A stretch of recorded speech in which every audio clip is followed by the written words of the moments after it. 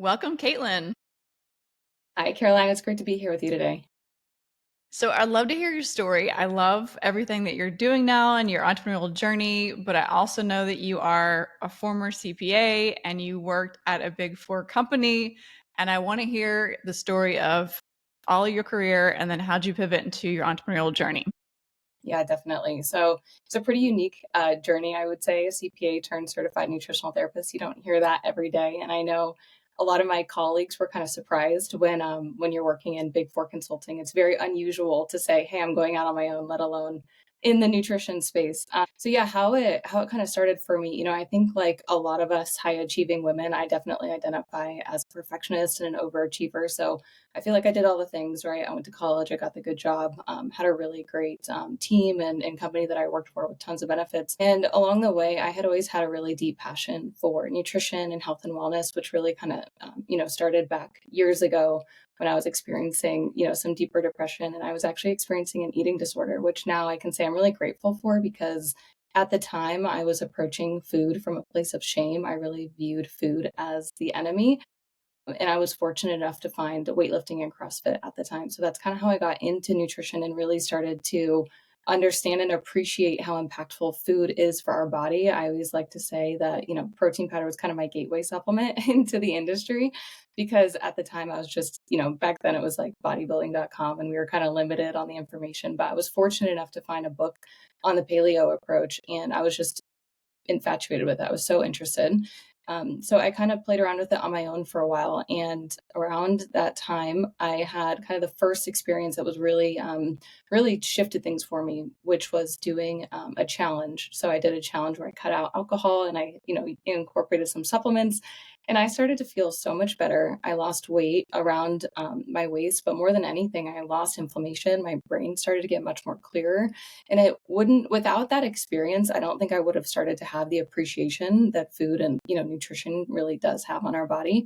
And so, yeah, it had been, like I said, a passion on the side for a long time where I think a lot of my colleagues were interested in learning more about tech and the different topics of consulting at that time. I was always listening to health podcasts and reading all the books and things. At one point, my friends would kind of joke with me and they're like, Caitlin, do you ever read for fun? I'm like, what are you talking about? I am reading for fun. All my nonfiction health books, I just find it so interesting. So there I was, working in consulting and, largely content, I would say, with kind of my life. I had achieved high degree of success. Like I said, I was working with great teams, really high caliber people. And a couple things kind of clicked for me. One of them was that I learned that doctors in this country really get very little to no nutrition training. It would shocked me because, we hold doctors to such a high regard, right? And it goes doctors, lawyers, CPA. Like in my mind, it's kind of like that level, if you will, and that really surprised me. So then I started to wonder, well, if they're not learning about nutrition, which I felt like I already had kind of a base level of understanding, what are they learning about, right? And so I started to kind of learn a little bit more about how those programs are set up and kind of the funding that goes on within that organization. And then also the second thing that I learned that really surprised me was around the area of mental health. So one of the popular doctors in this space, Dr. Daniel Amen, pointed this out, and he actually said psychologists are one of the only doctors in the space that don't look at or scan the underlying organ that they're working on. In this case, it's the brain. And so, having my own experience with depression over the years and, kind of my own experience with mental health, that also really intrigued me. So that kind of connected the dots in terms of where physical health meets nutrition, meets mental health. And at that time, I just kind of felt called to get involved in a better way. And so I got formally certified. I founded my business. And yeah, here I am today. We're doing it full time and I absolutely love it. Okay, so two new things I learned about you, and thank you for sharing your story. I appreciate you being open and honest about what you went through that kind of pivoted or started this whole path for you. I am a CrossFitter too, and I also love and follow Dr. Amen. So we have two commonalities there. Okay, so you're working as a CPA, you're working at a big four firm, have all the big fancy things, the team, the benefits, the big salary, like check all the boxes. Great. You have gone on this health and fitness journey on the side as a side hustle. You've gotten certified as a nutritionist, all the things. What was the actual catalyst or event that happened in your life that was like, all right, I need to go out and pursue this as a full-time gig? Such a great question. I think For me, it was around, I was at a point in time in my career where I was up for promotion to the next level. And I just didn't feel aligned to it for, at the time I wasn't super clear, but I remember listening to a podcast and somebody was talking about if the next level in your current position is not a full body yes, then you need to go do something else. And I was like, okay, that makes a lot of sense. And so I think upon reflection, I actually spent a lot of time reflecting on this. I talked to a lot of different people within my organization about that promotion to understand what that path would look like, kind of confirming some things I previously thought and clarifying some others, as well as I talked to some other people, just to get some support around what would it look like if I went into my business full time and kind of what do I need to do. Obviously got the support of my closest, my friends, family, and my partner. So yeah, that was a big realization for me, and it was a big jump. It's a huge leap of faith, for sure. Yeah, so telling me about your approach to health and fitness. I mean, we talked about the mindset piece too, and I think the mindset piece is so huge because a lot of people get busy, they have life, they have kids, they have their jobs, all the things, and it's like health, fitness, working out, it's like on the back burner. So, what is your approach to that? Yeah, I take the approach of first understanding what it is you want to do and how it aligns to your current goals, because I think that we have such an information overload currently on all topics, but especially health and wellness. So I always say it's not an information problem, it's a lack of implementation problem. But much in the way that most people in the functional health space believe that the body does everything for a reason, I also believe that the mind is included in that. So from a habit perspective, I believe, and from my own experience, that if we're not doing a certain things, it's because we're not either motivated enough or we don't have clarity on the consequences of not doing it. So very quickly, the first thing that I work on with clients is understanding where are you at currently, what are your goals, and what's the deeper why behind that? Because somebody can come to me with the same goal. Let's say it's, a woman who wants to lose the last 10 pounds, right? Like, we all kind of have.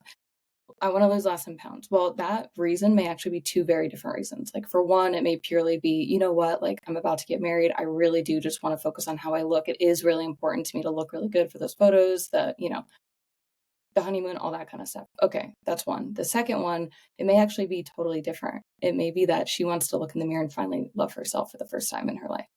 So those are going to be two totally different approaches, and her kind of commitment to those things will be based on her deeper why. And then beyond that, yeah, we can nerd out, Caroline, and kind of talk more about like specific tactics for nutrition. I also do blood work with clients and things like that too. No, go into all of it because I am with you and I love all of those things that you're talking about. I think are super important. I think it's super important if you're a business owner or if you're an employee. I mean, it all needs to be a holistic approach if you want to feel good and have a lot of energy. 100%. Yeah, and it's interesting too. I mean, I think that the way I see it is that I believe that we each have our own personal responsibility to be healthy. Kind of you had asked the question before, the catalyst for leaving and going into my business, but the reason why I started this specific business is because of that reason. I think that there's so much that's working against us in our daily life to make it hard to be healthy. Like again, it's not our fault why we feel like we lack motivation, quote unquote, to not eat all the things, when let's actually have some appreciation. I'm laughing, it's not really that funny, but there's somebody's job who's out there in each of those food product companies as a food scientist to make those chips perfect amount of crunchy and salty, right? And to make that, popcorn, the perfect amount of buttery and sweet and stuff like that. So we need to have a little bit more appreciation of the current environment that is, and the element you mentioned around kind of tying it into our performance on a daily basis. I mean, that was a lot of my story. Like I really got into, okay, how does the gut connect to the brain and mental health and also performance? Because I know that if the more things I do to feel good, the better I will think and the better I will be able to perform on the day, the next day. And I think pretty early on, I'm kind of fortunate in the sense that I think early on for me, I was always like, what diet is Kaitlin on? Or, Caitlin's not drinking during brunch today, right? I'd show up to the girls' brunch and they always kind of knew, they're like, Kaitlin, are you drinking today or not? Like sort of this question. But I think for me, I learned early on that if I do things that make me feel crappy, like I feel really crappy. Like I think that I'm a little bit more sensitive than some people, or maybe it just hit me earlier in life. I really don't know. Either way, I'm kind of fortunate for it because I remember just on the topic of something like sleep, there was days where, I'd be out with friends or colleagues and we'd go into the office the next day and I was dragging. And I couldn't just rely on having an extra cup of coffee because it would make me feel extra buggy. You know, that feeling where you get just super like you're almost like wired, but you're like empty inside. You're like, this is not how it's supposed to be. It's like, yes, because you're lacking on sleep, and that's when the brain cleanses itself. So, yeah, I think that there are so many things that we can do in our daily life, and the approach is everything because kind of going back to that, I think what a lot of people think that nutrition is, especially women, like I fell under this. I went from an eating disorder to disordered eating. And what I mean by that is that I, thought that I was kind of in the clear, but really what I was doing is I was still counting every single calorie. I remember this was like before my fitness pal and I had this little log, almost like a journal, but man, it wasn't a very nice journal because I would just track all the food I ate and all the calories that I had. And then I would kind of deduct from that all the calories that I burned that day, almost like this lot, like this calculation in my mind every day. I'm like, that is so unhealthy. And so we think that nutrition is calories in, calories out, and that's a portion of the equation. But especially with women, we really need to consider things like hormones. We need to consider your light exposure on a daily basis, your circadian rhythm, your sleep, all of it. And so that's kind of one big gripe that I have with the health and wellness industry is that's been one sort of I don't even want to use the word truth, but that's been one thing that people think is a truth that we just haven't been able to kind of like detach ourselves from. Okay, all such great points. I want you to go off. I want to hear what a perfect healthy day is to you or should look like. Yeah, okay, I love this question because I do think that it can be this is a perfect consulting answer, Caroline, which is it depends. But That's no, okay. seriously, I'll give you a couple examples. Like, I think it's of course depends on your goal and what you and your body need. But like, I can give my a couple examples for me and a client or two. So for me, like a perfect healthy day is something where I'm waking up relatively early, ideally with no alarm or near my alarm time, and I'm spending a couple minutes in the morning drinking some water, like first thing. Like I brush my teeth, go to the bathroom, drink water for sure. Next up, I'm probably doing a combination of journaling, red light therapy, or reading, ideally all three if I have time. And then I also like to do some sort of movement. So, most recently, like this would be a really good thing for people in the winter months, is do something inside, including you could do animal moves. There's a couple great YouTube channels that have just like they're free animal moves. Basically, just mean like you're kind of moving around like a kid. You're like doing the crab walk, you're doing the bear walk, you're just doing things to kind of move your body. It really helps lubricating your joints. So something with movement. If you're able to, a walk is also great too. But the animal moves specifically help with mobility, not just, expenditure of the calories. And then from there, definitely having some like for me, I'd be bored sitting around all day. So I love to do something like constructive, working, reading, learning, talking to people, like whatever that is. Definitely having in between that time, three well balanced meals, all with vegetables. So that's another thing that kind of sets me apart from a lot of people is that, you need to be incorporating several vegetables with each meal. And I always say prioritize protein. So that's the number one thing with each meal. Prioritize protein. You don't need to weigh all your there's a couple different things you can follow just to do that. And then, yeah, throughout the rest of your day, I mean, that's the thing. There's so many different ways that it can follow. Hopefully, you have some time in there to connect with other people too, like people that are important to you. That's really important. Again, getting some time outside for a period of time. And then in the evening after dinner, having some time to kind of wind down. So that's another area where I would say morning time and evening time are kind of the most common where it gets off balance from a health perspective, in my opinion, because in the morning time, I'm a victim of this too sometimes. Like we just want to check our email first thing, and that's going to put our brain right into like on mode right away when really we should be giving ourselves our own personal time for at least like 30 minutes. And similarly at night, where we shouldn't be using the big overhead lights about an hour or two before bedtime, ideally after sunset. So I know for our house specifically, we love having the dimmer switches and we use technology to our advantage. So we have it set right at I think it's 7:30 right now. All the overhead lights go on and the soft lights come up. And then in the bedroom, I have a couple of little salt lamps as like little night lights in the bathroom. So I love to use that when I'm washing my face and doing my nighttime routine. And then similarly for the bedside table, I just have a really warm light in there. So don't use any overhead lights at night. I love that you talked about the lighting too, because I think that's important. And we have dimmers on our switches to, and I make sure they're not at full blast, like first thing in the morning or, within an hour of when we're going to bed. I think that matters in a huge ways because it just helps my body like come back or come down either way, whichever one I'm trying to achieve. Okay, so if someone is listening to this podcast and they own a business, maybe a small business, medium size, or large business, why is it important that number one, they take care of themselves? And number two, why is it important that they have healthy employees? Such a great question. For you and your health, the thing to remember is that you're not a robot. Like I talk to, executives all day long, business owners that are saying that they drink less than 40 ounces of water a day. And I'm like, you need to be drinking upwards of 80 to 100 ideally. Okay, so one super simple example. Let's do macro. We could do micro first example and then macro. But so the micro example on the topic of hydration would be, think about every single function in your body relies on the cellular health. And your cells, let's think of them as a chia seed, right? That would be a fully hydrated one. They can move freely amongst each other. They can communicate really easily. Contrast that with a raisin.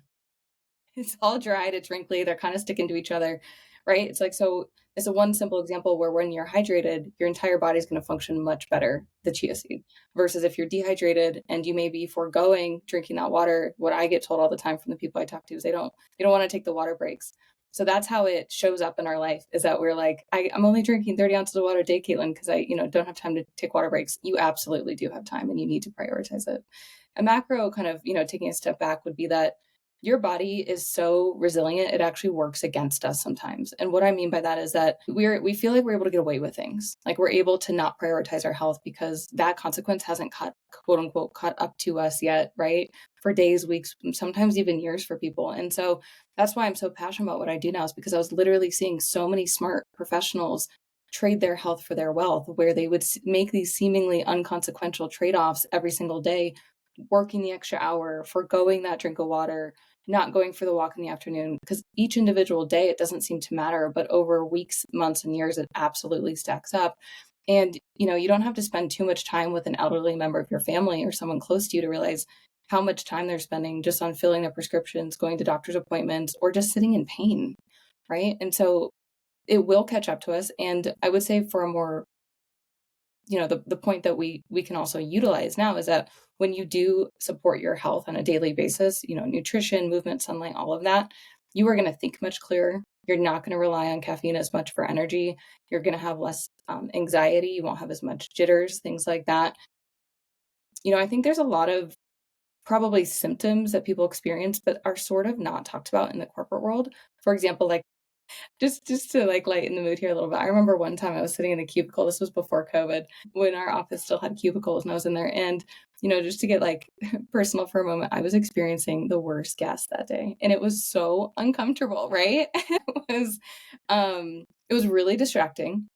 I had to excuse myself frequently to go to the restroom. Right?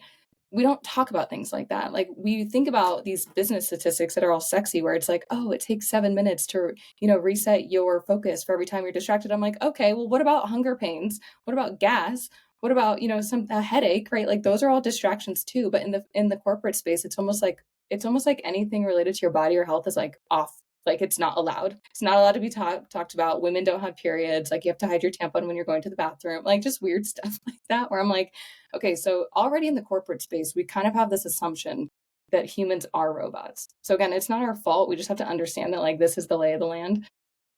And so I want to also answer the second part of your question, which is, as leaders and business owners, why is it important? Why is it valuable for your employees to be healthy, right? And a lot of the same things apply. But I would say from a greater perspective is that you'll be able to have less turnover, right? That's really costly for you to be able to hire when you have to hire and retrain employees who leave, who aren't as happy. So you'll have happier employees. You'll have less sick care costs, right, from health insurance. They won't take as much sick days.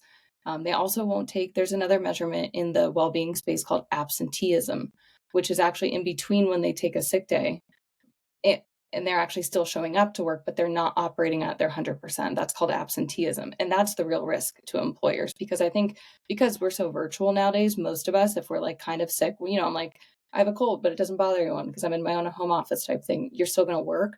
But what capacity is that employee functioning at?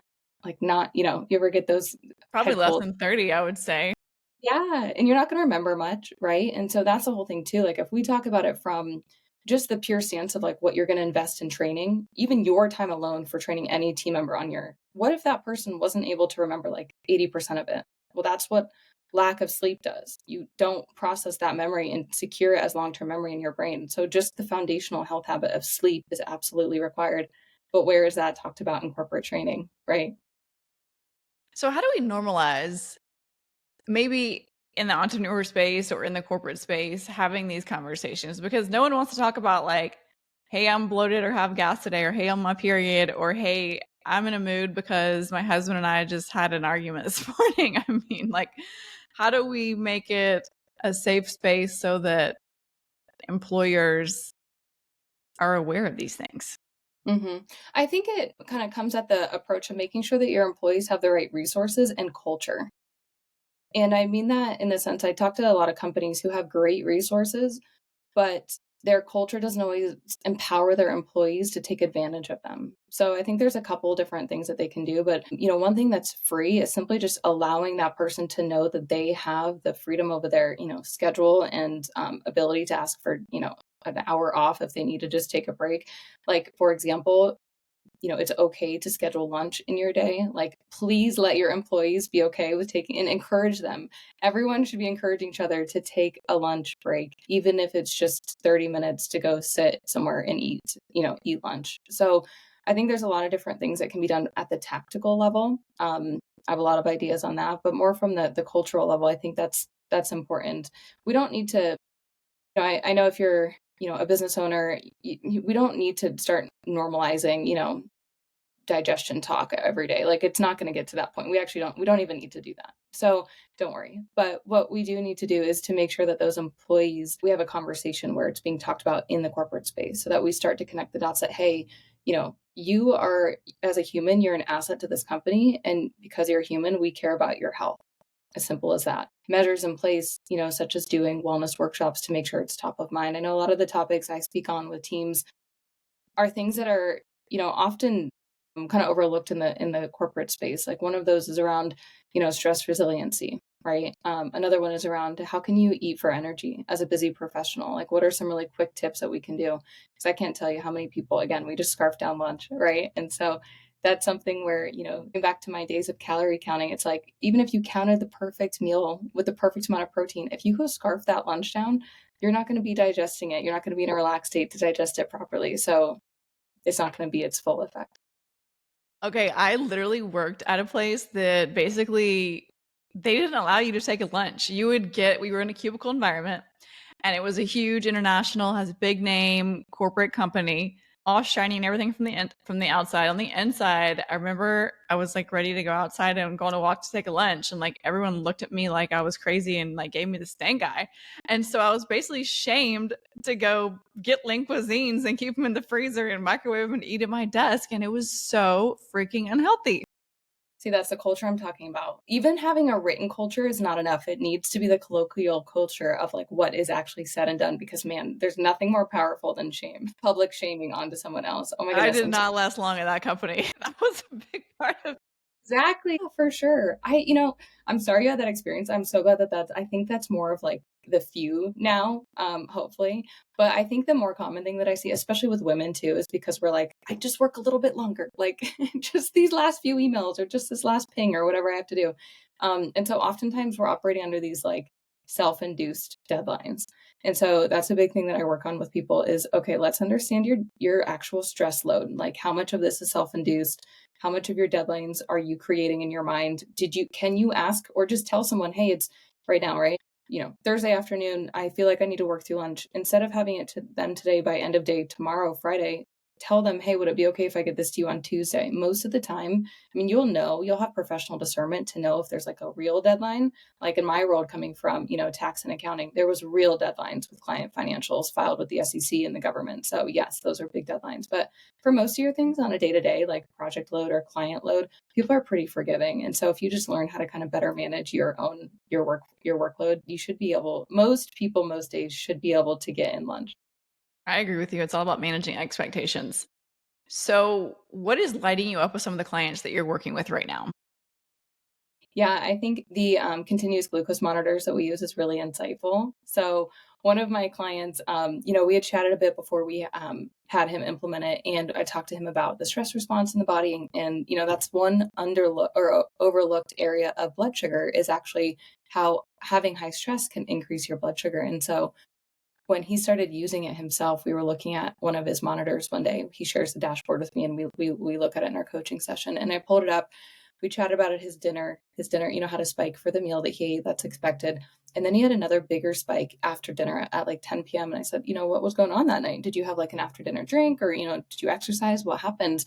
He's like, I actually checked my email right before bed. And to this day, Caroline, I've been working with him for the last 6 months. I just met with him last week. And I had asked him, how's it going? Those insights that you got from the CGM. And he said, I still never check my email at night. So it's so cool to see that having that experience, again, it's kind of like me having that first experience from that food challenge I did. I couldn't have known how this information actually works until you experience it. So seeing clients experience those changes and, in their own body and in their own data is really cool. So, as we wrap up, how can our listeners find you? Yeah, connect with me on LinkedIn, Kaitlin Borncamp on LinkedIn. That's where I'm most active and where you'll find all the relevant things that I got going on. Thanks, Kaitlin. Awesome. Thanks, Caroline. Thanks so much for having me.